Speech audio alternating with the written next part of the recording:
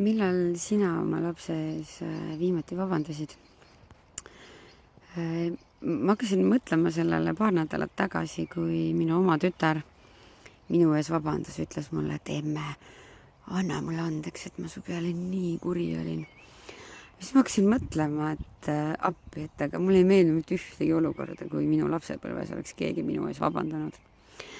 Ja ma täitsa teadlikult tegelikult viimased 2 aastat, see on mulle väga raskelt olnud, aga viimased 2 aastat ma täiesti teadlikult olen oma tütre ees vabandanud, kui ma olen eksinud.